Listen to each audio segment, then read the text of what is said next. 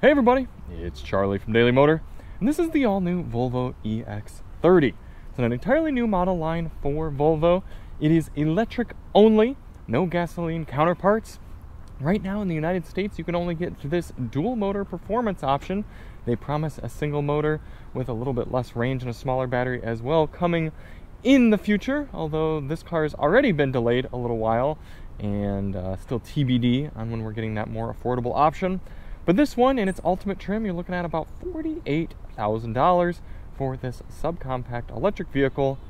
It promises around 250 to 260 miles of mixed driving EPA range. In our highway steady state range test, we saw about 220 miles, so not terrible necessarily, but we'll talk about that a little bit more in our pros and cons. Overall, though, a nice size package and a good amount of not customization, but a good amount of out-of-the-box thinking in this vehicle that allows it to be something worth your attention if you're in the market and have the means to be spending just around $40,000 to $50,000 on a little, not going to quite say a city car because it's larger than that, but something that you don't need to be bringing a lot of people in or taking a lot of long trips with. It's a good sort of second car around the house, or maybe if you're single or just two people in the household running around, especially city sort of environments, the shortness of the EX30 is really going to be a boon. So I'm going to tell you about my pros and cons with the car over the last week. It's a pretty neat car, so we're going to get right on into it. But before I do, I should also mention something you should know that we'll talk about again in the pros and cons. But despite this being from the Swedish brand, the last remaining, well, technically there are two. If you count Koenigsegg, there are two Swedish brands remaining. But this one, despite being from Volvo, is entirely built in China. So there is not a single bit of Swedish Sweden build in this car. I don't know how much the engineering went into it from Volvo. I'm going to suspect that it's not much. I'm going to suspect the Swedes had a lot to do with the seats inside of it, but other than that, this is essentially a Chinese car. But let's get right on into it here with my first con, and that is range, but range when taken into consideration of price. This one, even in its more basic trim, costs you about $45,000 to be getting that mid-200s in range. Realistically, if you're doing colder weather, highway speeds, you're right about 200 if you're going from 100% all the way down to 0. Here in 2025, at that price, that's got to at least give you pause. Now, I like driving this car. There's a lot I like about it. But if I were in the market, I'd very seriously have to consider if it's worth spending this much money to only get these sort of range figures, when you got to be realistic with yourself about, okay, could I spend around the same amount of money and maybe not get quite as nice of an experience, but get a lot more usable range to get me up to some sort of figure where I can only charge up to maybe 85% state of charge and still be getting comfortably 200 miles of range, maybe all the way down to only 15%. That 200 mile figure was a good benchmark around the year 2020, but now halfway through this decade, you gotta be considering, okay, if I'm not getting something like a Nissan Leaf that's less than $30,000, if I'm gonna be spending this much, do I want to be okay with that range figure? And for some people, they're gonna be totally fine, but other people are gonna want more for that price. The next con, we gotta get inside here and take a look at the technology suite. Now, this is interesting because when I first got the Volvo EX30, I quite liked the tech. And I talked to my buddy Chris over at Topher Drives, and he said, I hated the tech suite in the EX30. What are you talking about? And I said, what? Oh, it's great. But as I've spent more time with the car, I do realize and admit that there are faults to having such an advanced tech experience in this car. We get inside here and you see you've got this vertical display doing essentially everything for this car. There are no physical controls in the center whatsoever. We do have some arguably physical controls here in the steering wheel. I'll talk about that here in a moment. But everything, whether it's volume control, climate control, is done in here. I will admit there is a defrost button up here on the top, but a lot of people aren't going to even notice that's there, and not really that useful unless you're in one of those exact situations where you're like, oh my gosh, I need the defroster on now because I can't see anything. If we're in something like a Tesla, I understand they only have the virtual controls for something like volume in here as well.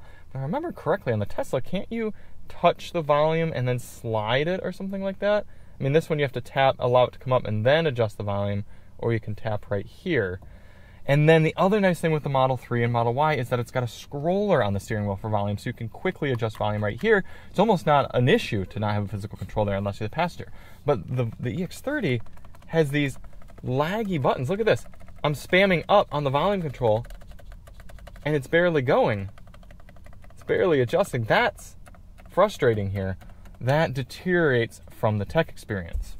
Overall, the screen is fairly responsive, so it's certainly one of the better infotainment systems on the market. I don't explicitly have problems with it per se, but again, it's one of those things that you just have to trust somebody who's spent extended time with the car. It's not as intuitive of a tech suite as some of the other options out there on the market, and there are little usability frustrations that sort of add up to where I would like to see them continue to improve on the technology. Then there's the fact you don't have Android Auto built in. Now, I understand a lot of these Android Automotive systems work essentially like an Android phone, so some of you might be like, well, why do you need that? Here's the thing. If I'm listening to something on my phone, and then I get in the car, I like for it to just be able to pick right back up where I was listening with the exact app that I was using. I don't like having to switch over to a different application, have different recents and things like that within the car. I like there to be a continuality there. Next con, no cover for the glass roof here.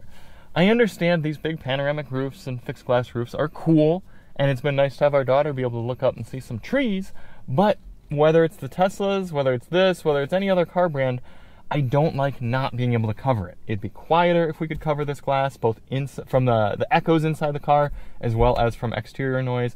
And then I know it's got UV coating, but it's still letting in sunlight and brightness that I would like to be able to eliminate.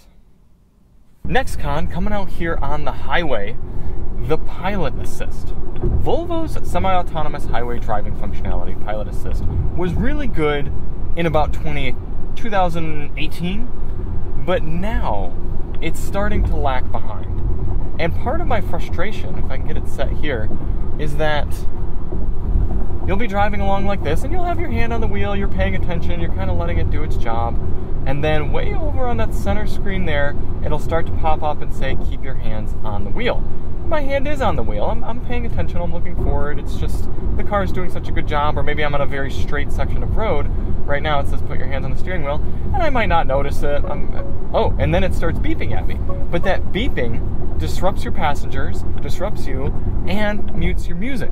So you barely notice anything telling you, okay, you need to put more effort into the wheel, which requires a dramatic amount of steering input in order to recognize that you're still paying attention. The more advanced semi-autonomous driving functionalities on the market here require just a little bit of steering input, or even better, can just sense that your fingers are on the steering wheel, or even better than all that, can see your eyes looking forward, and then they don't need to alert you to keep your hands on the wheel.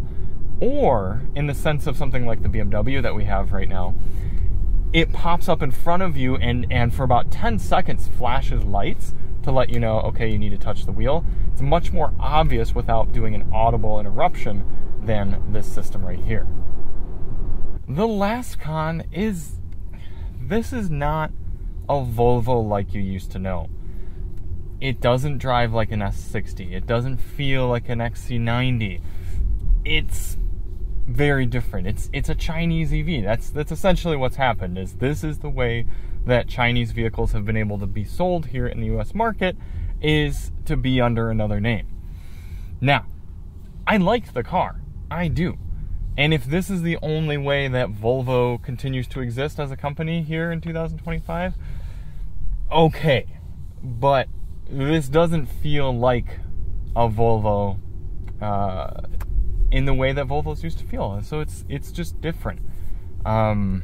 I for one personally welcome Chinese innovation and Chinese cars here into the North American market. I wish they could just come on over. I mean, Li Auto and BYD. I mean, bring your cars and sell them. Geely.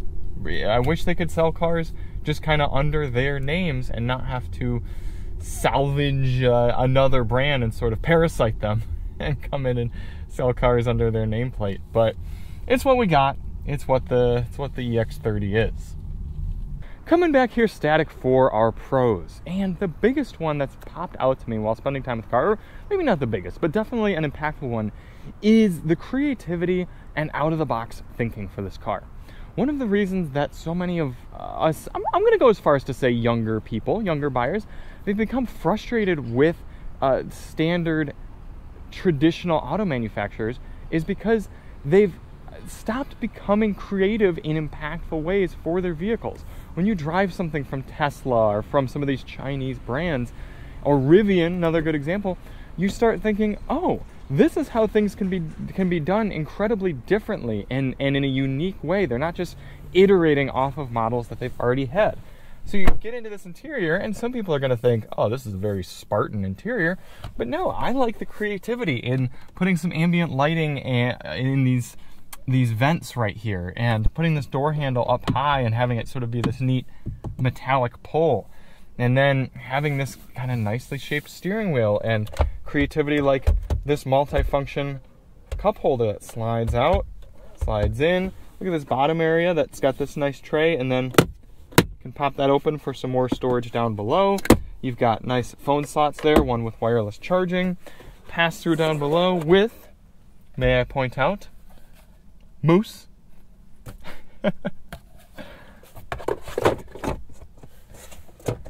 We don't exactly have revolutionary ideas in here, but somebody came with a clean slate of mind and thought, okay, how can we make a car interior that's both attractive, decently functional, and unique?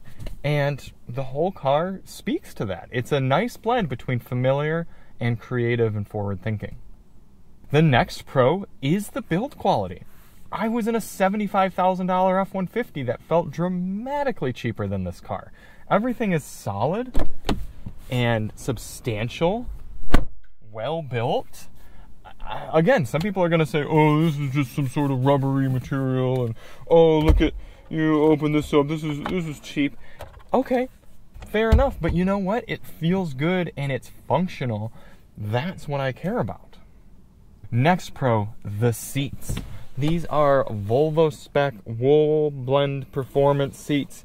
Both my wife and I mentioned immediately how comfortable they were, both for shorter trips and longer trips. They look cool.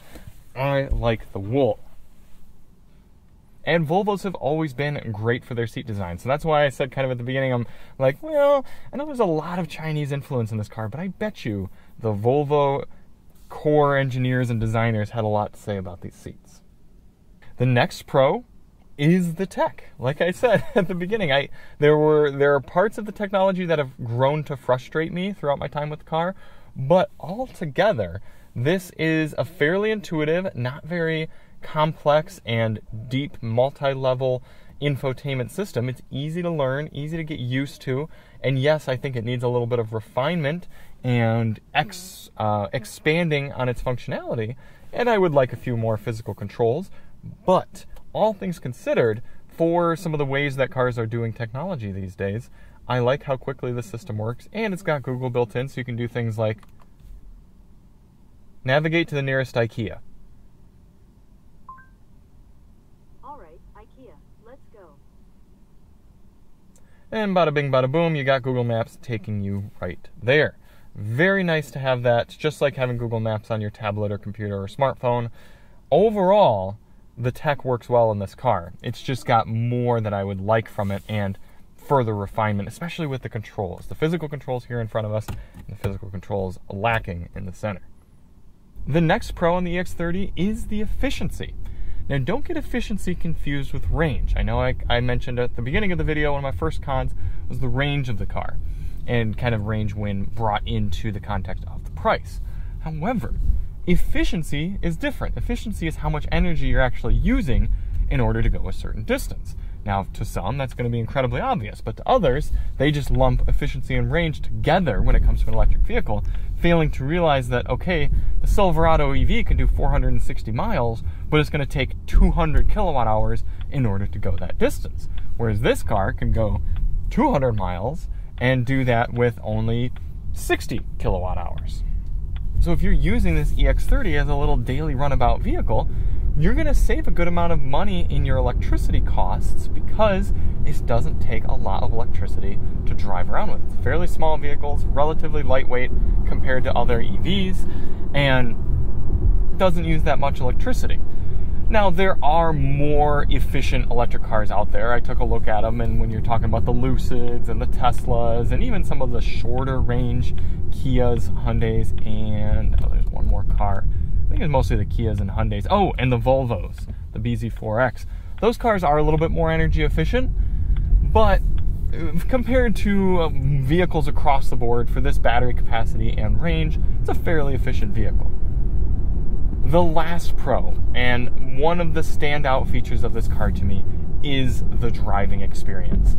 As soon as you get behind the wheel of the EX30, it drives so nice. It's this beautiful blend of solidness, sportiness, comfort, and just good classic tuning. It's got very nice Volvo lightweight steering that you can make firmer within the infotainment, but I have it set on steering feel light, and then it's responsive but not jerky. The suspension is tuned well, it's damped well, and then the accelerator is very progressive and smooth when you want it to be, but then put your foot down and it kicks hard. I mean, we're talking mid 3 seconds, 0 to 60, and the low center of gravity, the greenhouse throughout the car, the visibility, the seats, all of it comes together to a product that I did not expect to be so satisfying from behind the wheel. I really think that the designers and the engineers worked together beautifully with this EX30 to make a driving experience that I'm gonna miss. I really am. Alyssa and I have a Chevy Equinox EV that costs about the same as this car and has many more features, and it's larger, and it has much more range, but it drives like an old worn out couch compared to this EX30. If I put Alyssa behind the wheel of this car, she might never want to get behind the wheel of her Equinox again because this drives just that much better. It's fantastic. If I had any cons at all about the driving experience, it's only that. The one pedal driving is not particularly strong. So if you're used to a vehicle that will dramatically regen when you release the accelerator pedal and allow you to come to a stop confidently without using the brake pedal, EX30 doesn't quite do that, and it doesn't seem like you can increase the regen in the infotainment system, so you're kind of stuck with this lukewarm one pedal driving that, yes, if you time it just right, you can come to a stop without using the brake pedal, but not as dramatic and aggressive as many other EVs. But other than that, being able to do something like this,